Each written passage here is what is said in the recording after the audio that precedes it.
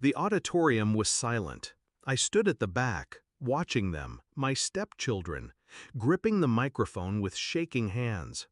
After 14 years of raising them as my own, 14 years of sleepless nights, and endless hours of providing, they stood there. With every word, I felt the knot in my stomach tightening.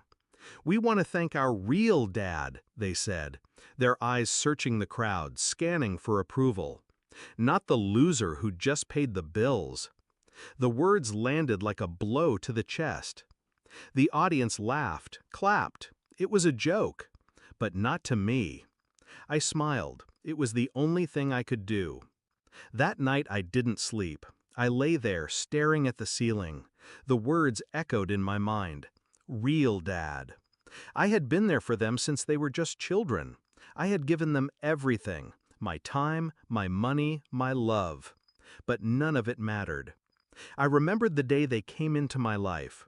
The day I said "I do" to their mother, thinking I was making a family. I worked hard to provide them with everything. I built their college fund from nothing. 5 years. Every penny, saved and untouched. But tonight, everything had changed. The next day, I went to check on the college fund. It was gone. The account, gone. I stood in the kitchen, staring at the empty balance, trying to understand what had happened. Had I been robbed? Was it a mistake? I checked the bank's history. My blood ran cold. A wire transfer. To him, Victor, the man they had called their real dad. How had I missed it? How had I not seen the signs? It didn't make sense. None of it did. And yet, it was happening, right in front of me. I couldn't confront them. Not yet. Not until I had the truth. I kept my calm, my mask firmly in place. I checked the wire transfer history. It was a large sum. Too large. But there was more. The pattern was clear. Over the past 2 years, I'd made payments, every month, to their real dad, Victor.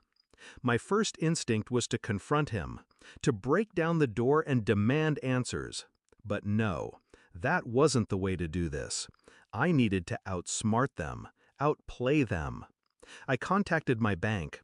I had them track the phone number used for the transfers, the name behind the account.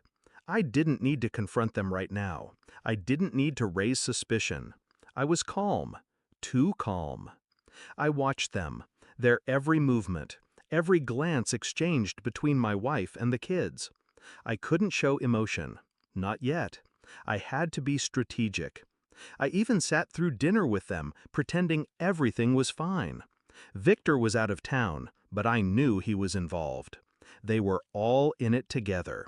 Every move, every lie, every act, calculated. I was getting closer, but I needed more. The report came in. I didn't hesitate. I knew what I had to do. I stood in front of them, my wife, my stepchildren, sitting in the living room, looking at me like they had the upper hand. I held the printed report in my hands, the weight of it heavy. I walked over to them slowly, calmly. I handed it to her. The silence was deafening as she took it. It was the full transaction history, the evidence of their betrayal. Victor's name, my money. Her face turned pale.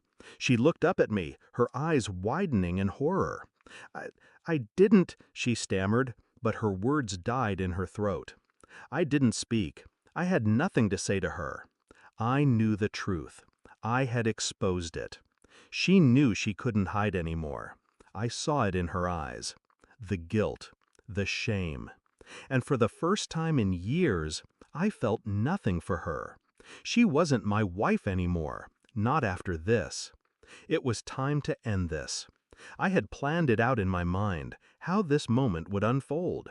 I wasn't going to beg for answers. I wasn't going to yell.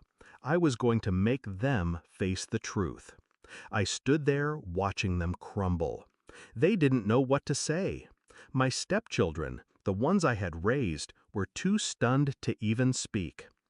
"You thought you could take everything from me?" I said, my voice low and steady. My wife's face twisted in pain, but there was no sympathy in me, no pity. She reached for me, but I stepped back. She was nothing to me now. "You've already taken everything," I continued, "but there's one thing you'll never take from me." She was frozen.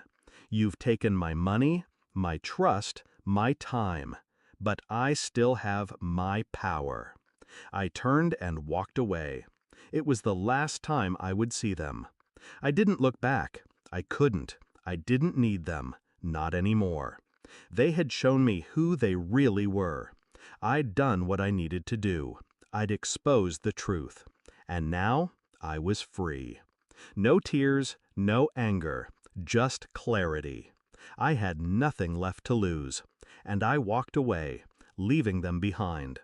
And as I stepped out into the night, I felt something I hadn't felt in years. Peace. It was over.